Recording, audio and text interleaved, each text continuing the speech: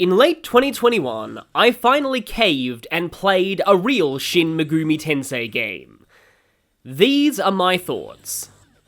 They're not that different to the general consensus I've seen on this game, but if you're watching this, I hope some of my opinions will be interesting and maybe a little different from the crowd. The TLDR version is, if you want an RPG on Switch with good gameplay and exploration, definitely get this, you won't regret it. But if you're into JRPGs for the story and characters, you might be disappointed here. Because I have literally nothing nice to say about the story, I'm gonna save talking about that until the second half of the video, so we at least start things on a positive note with the gameplay and other elements. So here we go. I'm not gonna go into full detail about the press turn system, fusion, and other basic elements of Shin Megami Tensei, because if you're looking for that kind of info, there are a lot of other places to get it. I'll instead talk about the aspects of the combat system that I found unique to SMT5 that I personally enjoyed.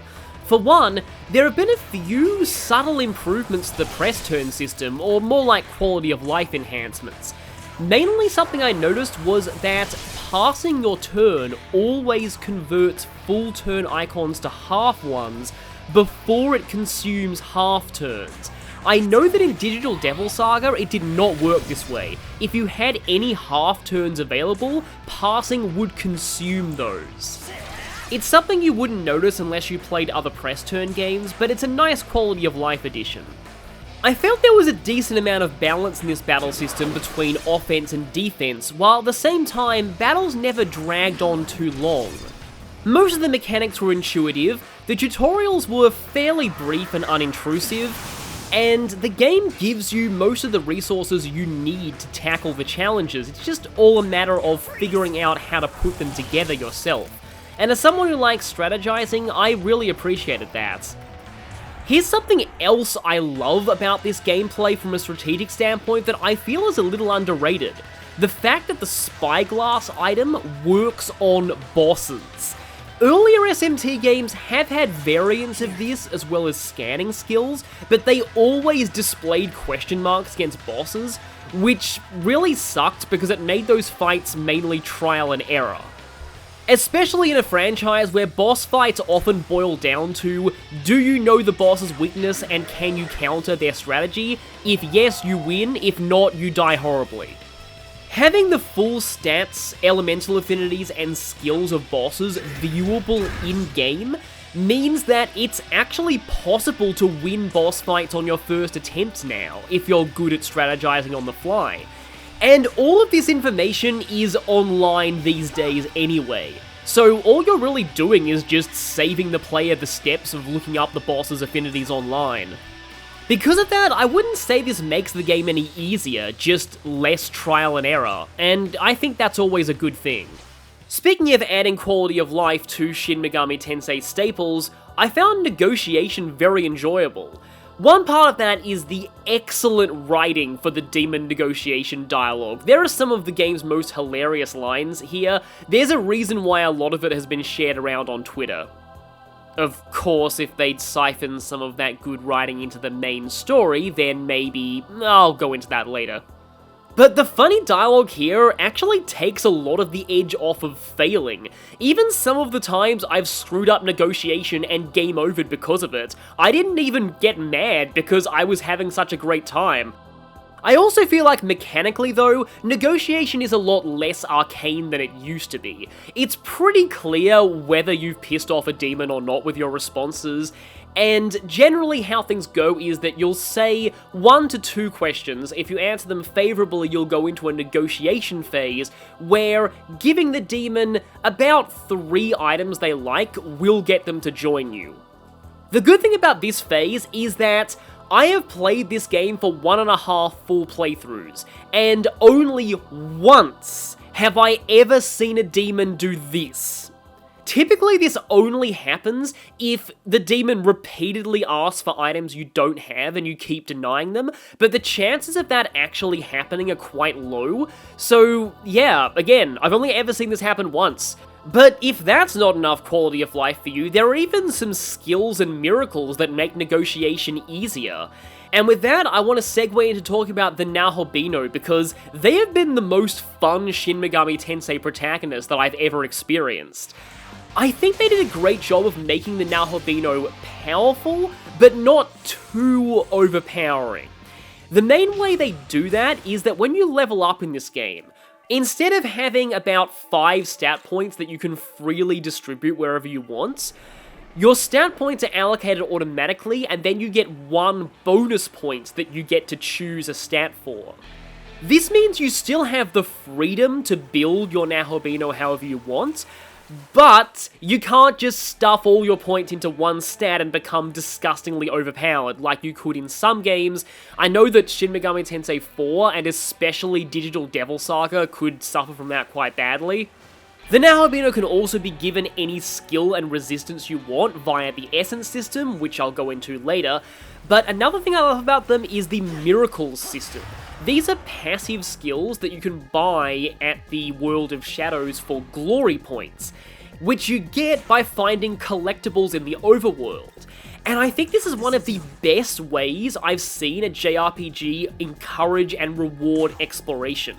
You will want to go hunting for Miman and Glory Apples all over the world and exploring every nook and cranny for them, because the miracles they unlock are extremely good. From things like extra stat bonuses in Fusion, to increasing skill slots for demons and yourself, to things like letting your demons use items. All of these are things you really, really want. In addition to that, you will unlock more miracles for purchase if you hunt down and destroy abscesses in the overworld. Abscesses also reveal more of the map. From all of this combined, I really wanted to explore the world as much as possible because it helps strengthen your main character, and that's something that you obviously really need in a Shin Megami Tensei game. But earlier I mentioned demons having access to items via a miracle, and that also leads me to something else I love about this game: the item system. This, I believe, was also used in SMT4, but every item now has a hard cap on how many you can carry at once. Some of these being as low as 10 or even 3. This incentivizes you to actually use items when they can be helpful in battle and not hoard them like a lot of JRPG players do. Further incentivizing you to use your items and not hoard them is that any additional items you find in the overworld or in chests will simply not be given to you if you're capped, which is incredibly frustrating to completionists. There's a wide variety of useful battle items too, from protecting your party from a certain element for a turn, which can neutralize certain bosses' worst attacks if you know the tells for them, to elemental items that are great for getting extra press turns, to item equivalents of skills like status ailments and even charge and concentrate. There's a certain item that you can only carry one of each, essences, and that really incentivizes you to use them rather than hoard them. What are essences? Well, to talk about them, I'll have to talk about the fusion system in this game. I was very pleased with how this worked out because I had noticed a trend in Shin Megami Tensei games, both mainline and spin-off, in recent years towards replacing normal fusion with increasingly convoluted systems that you were forced to use. I've seen footage of Shin Megami Tensei 4 and Apocalypse that have this very complex looking fusion search system where you have to search by particular demon race, level, skills, elements, and I believe, I could be wrong about this, but I believe this is actually the main way you fuse in those games. And while I know that Persona 5 Strikers is a spin-off of a spin-off, it also didn't allow manual fusion and instead restricted you to fusion searching that also took into account base level of personas in a really weird way. And I was really worried this game would do something similar. It doesn't. Besides lacking triple fusion, which is still something that I'm kind of annoyed was removed, this fusion system has everything you could ask for. You can fuse manually, you can fuse by result, and you can fuse based on what you have registered in the compendium by paying the cost for them on the spot. On top of fusion though, there's another way that you can customize your demons, essence fusion. I think there was something similar to this in Strange Journey. Certain demons, when leveled up, will randomly give you their essences, or you can find them in the field. These can be used to teach the skills of that demon to any other demon with basically no restrictions. Or the Nahabino, letting you give the protagonist any skill set you want. The Nahabino also has the ability to inherit the elemental resistances of a demon's essence, but this consumes the essence and means they won't be able to inherit skills from it, so there's actually a nice bit of planning and strategy involved in figuring out which essences to use to teach skills to demons, and which to save for resistances the Nahabino might need against a boss later. You don't need to worry about making irreversible choices since you can always find another copy of that essence later, but you can only carry one copy of each essence at a time, which really incentivizes you to use them early. Because of essences, skill inheritance in Fusion isn't as important as it is in earlier SMT games. Instead, the main thing that matters is stat inheritance. Once you unlock a particular miracle that you'll have access to just before the end of the first area, demons will pass down stat bonuses to their offspring based on how high their stats went past their base stats at the time they were fused. This is interesting because, unlike other SMT games where you'd mainly prioritize learning a certain skill, then immediately throwing away that demon to give that skill to something better, here you are incentivized for keeping demons around after their use-by date, so to speak. This also plays into another aspect of this game, the level scaling, but I'm going to cover that actually now, because it's time now for my gameplay negatives. There are a lot of these, and they're mostly nitpicks, but I still have to go over them. The first relates to essences, and it's pretty much exactly what I was saying. Skill inheritance doesn't matter that much in Fusion, and that takes away a lot of the fun and satisfaction of finding good fusion chains. For example, I was pretty proud of myself for finding a very complicated chain of fusions that got me an Idun with no weaknesses. However, what was the point of me doing that when I could have just given her the resist passives off of essences anyway? This isn't a huge deal though, as the rest of Fusion is still so enjoyable to me. Another miscellaneous gameplay feature that I'm not a fan of is the fact that physical skills now cost MP instead of a percentage of the user's HP. Since most physically oriented demons have terrible MP and often have to spend more on buffs, debuffs, or charge, it means that by the time you can start attacking with them, they usually don't have enough MP, and they neuter themselves in terms of usefulness very quickly in battle. There are some genuinely very good physical skills and very strong physical demons, but I often found myself resorting to mostly magic in the late game just because physical demons burn through their MP too fast. Another gripe I've seen a lot of players have with this game is the level scaling system. If you attack an enemy that has a significant level lead over you, your damage is greatly reduced. Similarly, higher level attackers versus lower level targets do significantly more damage. This means two demons with identical stats may do significantly different amounts of damage based on their level compared to the enemy. Personally though, I didn't find this much of a problem for most of the game. This game works like a reverse Trail series in terms of its experience formulas, in that there's a very strict upper bound on where the game wants your level to be at any given point, and if you approach the level of the next significant boss, you will get a massive reduction to your experience gain. So usually, if you've been doing every side quest and fighting most enemies, you will go into every fight at around the right level. But I said most of the game, remember. Once I hit the final area of the Netherworld, I did start to feel the effects of level scaling quite badly. And I think the only reason this happens isn't so much because of the level scaling system or the experience scaling, it's actually because of the way the final area is laid out and just the level curve in general of that point of the game. You enter that area at about the mid-60s, and you're expected to be about 85 by the final boss. And this wouldn't be so bad if it weren't for the fact that that's also the shortest area of the game, and so the game expects you to catch up to that level very, very quickly. For the Nahabino, this isn't a problem. Experience scaling means they very quickly shoot up to whatever point they need to be for all of the fights. The problem? They quickly overtake their demons. As an example, I had kept Idun for a lot of the game to that point because her signature skill is so good. And at about that time, she was around level 50. She had the exact same stats as a plot demon you are given at that point in the game, who starts at about level 60-ish. Same stats, but Idun was doing less than half the damage this plot demon was doing, just because of the level scaling. And then, as I kept proceeding forward and the Nahabino kept leveling, but the plot demon couldn't keep up with them, the plot demon started to fall behind in terms of damage.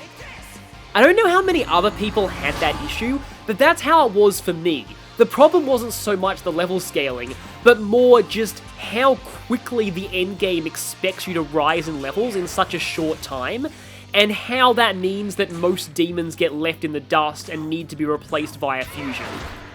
Another miscellaneous gripe I have with the battle system is the Megatsuhi skills. Now, Megatsuhi skills are very good, and a lot of them, such as Accursed Poison, or the Tyrant skill that doubles MP costs but also doubles damage, are very, very powerful effects. It's just that you happen to start with a certain one called Ormagatoki Critical that makes all of your attacks, including magic, guaranteed critical hits for the rest of the turn. This ability may not be the strongest or most optimal one in most circumstances, but it's the only Megatsuhi skill that is always at least helpful, no matter what fight you're in. And because of that, I feel it's very easy for players to become complacent and use only it, and never get incentivized to learn how to use the other Megatsuhi skills, which again is a shame because a lot of them are very good and very unique. Critical is just, in TV tropes terms, too boring but practical for most people to give up. But overall, those are just nitpicks, and the gameplay of SMT5 is really what kept me going. I've actually restarted the game for a challenge run just because I enjoyed playing it that much. Before I get to talking about the game's story, I want to go into the presentation just briefly. One thing I like about the presentation? The music. Now, I wouldn't say this soundtrack is the greatest video game soundtrack I've ever heard, but I wouldn't agree with the people who say it's outright bad. I think it's good for what it is. There are a lot of good songs, they all fit the points in the game they play, and one thing I'll praise especially is the sheer variety of boss themes this game has. Now, it only has one main battle theme, which I never got tired of despite it playing everywhere, but in a game where you spend a lot of time fighting side quest and main story bosses, the variety in their battle themes is excellent. And just when you think you've heard them all, the game will throw another unique mini-boss theme at you, and often a very good one. But one aspect of this game's presentation I'm not a huge fan of is the graphics. And I'm not a big graphics guy, so me actually complaining about graphics and performance is kind of a big deal. So this game is a Switch exclusive, and unfortunately it feels like it wasn't designed with that in mind. A lot of the time in the overworld, you'll see objects in the distance pop in and then make very janky movements. Like, you can see it in this footage with this Miman. There's sometimes a bit of jankiness and slowdown in the overworld too, and overall, I've just found this game doesn't look as good as it really should. The art style is fantastic, and the demon designs, especially the ones new to SMT5, are all fantastic. It just feels like they were meant for like PS4 and then ported onto Switch hastily.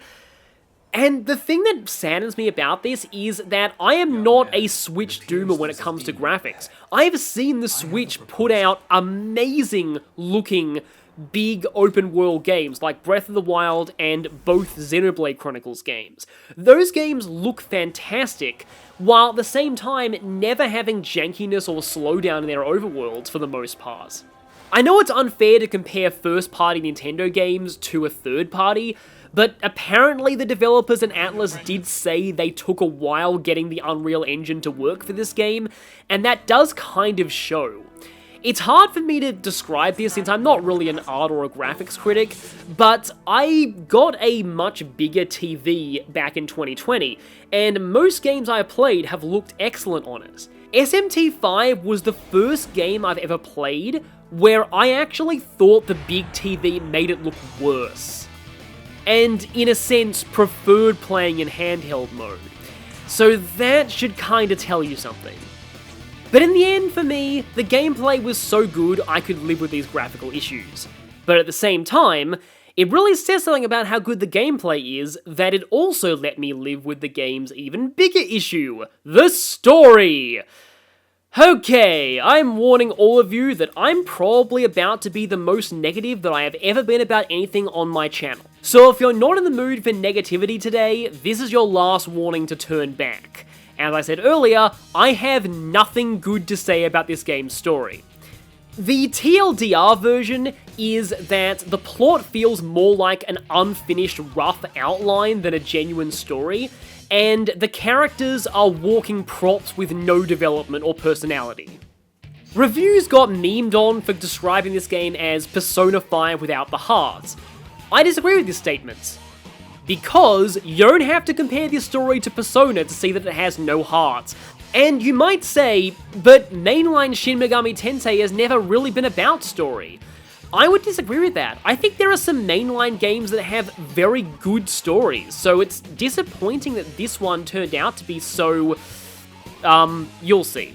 On the other hand, if they had explicitly marketed this game as one that's more about gameplay than about story, I would be okay with the story being like this. It would be like, say, a Super Mario Bros. Game. But no, according to the trailers, they really wanted you to care about this story and its characters. They pushed them all pretty hard, and that just makes the failings even more painful.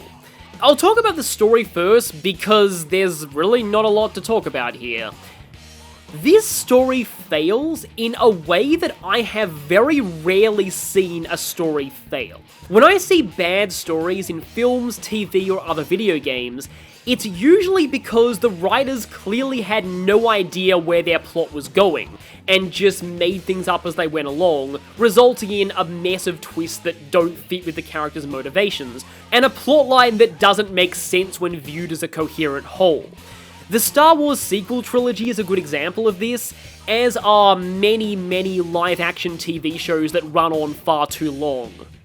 I'm not a writer, but the way that I've always advised writers to avoid this pitfall is to always have the main beats and twists of their story planned out ahead of time. You can then write the rest of your story and let it come to you organically as the character's actions work towards those endpoints you've already planned, creating natural foreshadowing. Shin Megami Tensei 5 is the dark side of this approach to storytelling, in that you can tell the writers knew where they wanted all their plot threads to end, but they had no clue how to get there.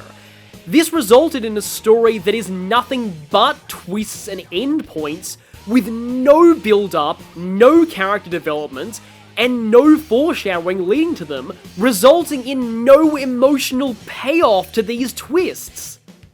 At the risk of sounding really pretentious, I sum it up this way. It's like a punchline without a joke. The best summary of this would be to talk about the second main arc of the game. In this, you meet a girl at your school who's being bullied. She's the friend of another of your classmates who also works with Bethel, who you've been dealing with at this point in the story.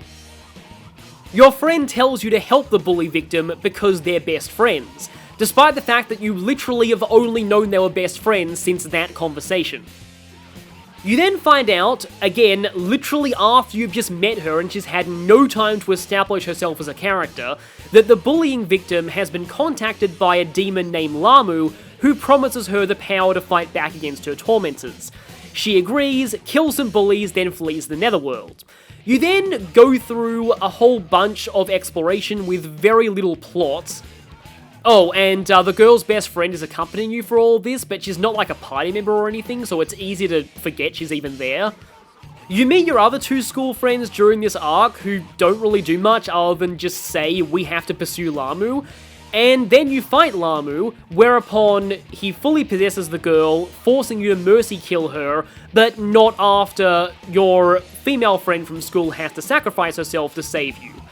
So yeah, 2 people dead at the end of this arc, and Lamu defeated, but at what cost? That's clearly the plot point they wanted to build up to, but none of it has any real payoff, because there was no time to build up emotional investment to any of the characters involved.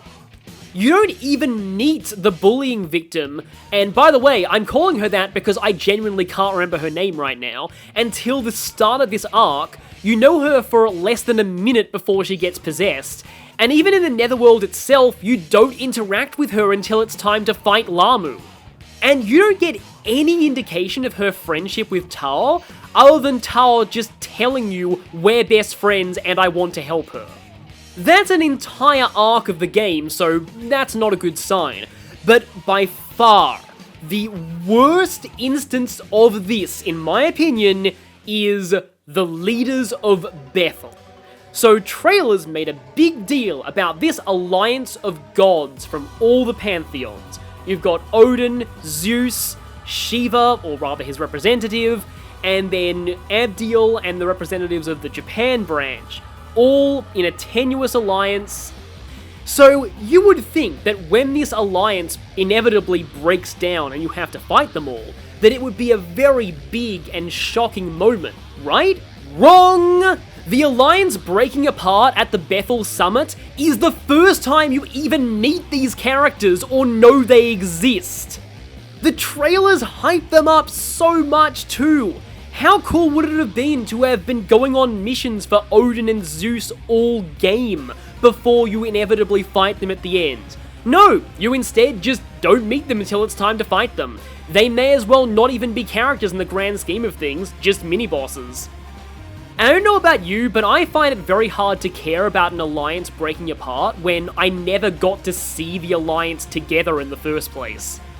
The rest of the story is just like this. A loose outline of basic plot beats they needed to hit, hastily connected with string at the last minute into something vaguely resembling a plotline. And at the end, the factions all break off into bog-standard SMT lore, chaos, and neutral, when the story easily could have been more nuanced than that. And a final boss fight with Lucifer testing your worthiness because, hey, you like that Nocturne, right? Let's do it again here. Whereupon he exposits a whole lot of his plan that was never foreshadowed or hinted before at all, including a lot of very important lore about the world that, again, was never hinted at or foreshadowed before. And then he's a complete joke of a boss, and then it just ends. And the sad part is, I could maybe forgive that if the characters were actually interesting, but no, the characters are even worse. Of the main characters, only Dazai has anything remotely resembling a character arc, and we'll get into him later. I'll start with Tao because I talked about her before. She basically exists just to die in the second arc and make you sad, and then she comes back as a goddess at the start of the fourth arc with very little explanation, and doesn't really do a whole lot except provide exposition before she flat out leaves your party towards the end of your route, so even the effort you put into her as a party member wasn't worth it. The sad part is, she is the best of the core characters. Yuzuru Atsuta is so boring that I had to look up his name because I couldn't remember it. His entire purpose is to subvert your expectations about his alignment. He wears glasses, is very studious, and talks about protecting his sister and Tokyo, so you'd expect he's law, but actually he's chaos. That's his entire character. He starts the game calm, loyal to Koshimizu, and wanting to protect Japan and his sister, and ends the game in that exact same state. He has no developmental arc whatsoever, and doesn't really do anything meaningful outside of becoming the Chaos Rep at the end. And his sister, oh boy, his sister. So trailers built her up as a major character. You want to know what she actually does in the story? Absolutely nothing, until an optional side quest at the very end of the game. And yes, even though her relationship with Konsu is foreshadowed in one throwaway line of dialogue earlier in the game, that doesn't make it any less out of nowhere. It almost feels like they designed her visually, and then by the end of the story they realized, oh wait, we haven't actually had her do anything yet, so let's just put her in a side quest. And then there's Dazai. I'm going to cover him more when I talk about the endings because he's intrinsically linked to one of them, and in my opinion, not in a good way. So, endings. Yeah. Now, I will fully admit something before I go into this. I don't like the typical SMT alignment-based endings. Alignment has always been something that has turned me off the series, so I tend to not really take it that seriously to begin with. I also went into the game with a false notion of what the alignment endings would be, so that only increased my disappointment when I found out what they actually were. But I found the endings disappointing even by the standards of my expectations. So I'm going to order my thoughts on the endings from least offensive to most offensive. And obviously huge spoilers here. I won't be showing actual footage, but I will be directly discussing how they work. So, least offensive ending in my opinion is Atsuta's quote-unquote chaos ending. This ending creates a world where all of the gods and demons exist alongside humanity, who have the freedom to choose which they worship. It was the only ending that felt like a reasonable option to me, because Shin Megami Tensei 5 is all about the demons. They get the bulk of the personality in negotiation dialogue and in side quests. Like, seriously, this game made me care about Amanozako and Theon way more than it made me care about any of the human characters. Also notable is that nearly every side quest you do in this game is for demons. So an ending that was focused on them just felt right. The only downside to this ending, in my opinion, are that its rep is boring, and that it just has a random footnote of, oh, by the way, there was also endless war. It felt like they were just tacking on a downside to an ending that was otherwise too perfect. I've seen a lot of people say that this ending feels much more like a neutral ending than a chaos one, and the ending that I'm going to describe next feels more like chaos than neutral. So, the next ending that I want to talk about is the Destroy the Throne ending, or the bad neutral route, I guess? In this ending, you destroy the Heavenly Throne so that nobody can claim the power of the Creator, and simply leave humanity to fight a war against the demons, which you're told they eventually win, but at great struggle and sacrifice. This ending is weird for me, because I'm not opposed to it existing, and I think it's a valid outcome for a Shin Megami Tensei story. The main problem that I have with this ending is its representatives, Yakumo and Nuwa. This may be a hot take, but I don't like these two very much. I think the story is too focused on red herring-ing you into thinking they're chaos, that it doesn't have enough time to flesh out their actual philosophy. It feels like they say and do a lot of contradictory things in the story. There's even one point towards the end where Yakumo says he hates humans who abuse the weak just as much as he hates demons, and he wants to kill them in his ideal world too, which sounds more like lore. A lot of their character also relies on very awkward tell-don't-show from other characters. The most baffling to me was after Nuwa in the 4th area explained about Yakumo's motivation and his vendetta against demons, and about how she supports him through it, and then Amanozako just says afterwards, you know, I felt so much love for humanity from her, and she thinks that Yakumo is the greatest example of that. And I was like, really? You got that from that edgy racist rant? There's also NPCs back in Tokyo who say, oh yeah, Yakumo comes from a very honorable military family and he seems like a really nice guy. Show that, don't tell that, please, writers. I admit though that some of my distaste towards these two is personal reasons. I've noticed a lot of stories lately that kinda try to be humanist but end up coming across as unintentionally advocating for racism. I've always felt that in a fantasy setting where beings besides humans exist and are equally sentient as humans, that treating humans as inherently special, and especially treating everything non-human as banned for humanity that should be either destroyed or segregated from humans, is racism. And Yakumo's backstory being, some bad demons killed my family and now I believe all demons are beyond redemption and deserve to die, doesn't exactly help that analogy to me. Especially since the game doesn't really give much of an indication that demons are oppressing humans in this universe. There's the fairy forest, where demons are actively helping humans who get stranded in the netherworld. The forces of heaven and hell are mostly focused on each other rather than humanity, and the few humans who do get caught up in their fight are the ones who actively take sides in that battle.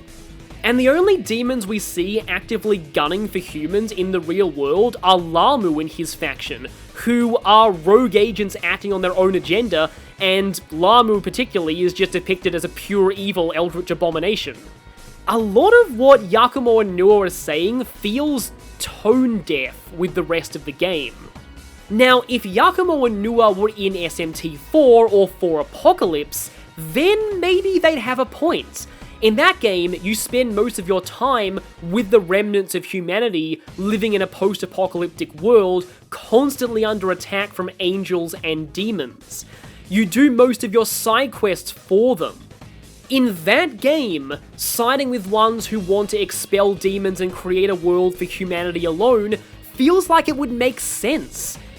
But in SMT5, siding with Yakumo and Nua feels like siding with Team Plasma in Pokemon Black and White. And all of that already sums up why I dislike the create a world for humanity alone ending, the true neutral one. That and one other thing.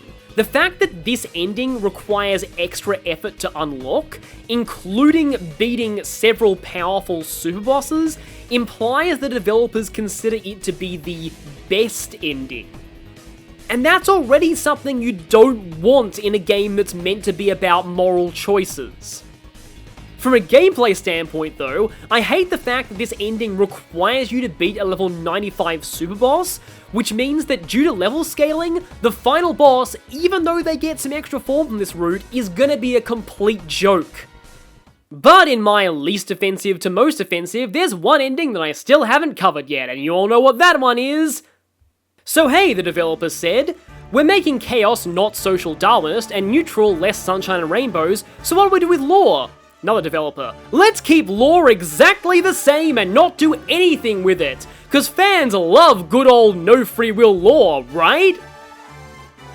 Seriously, I thought after Strange Journey Redux you'd learned your lesson! I'd like to reenact how I reacted when I first heard about this ending.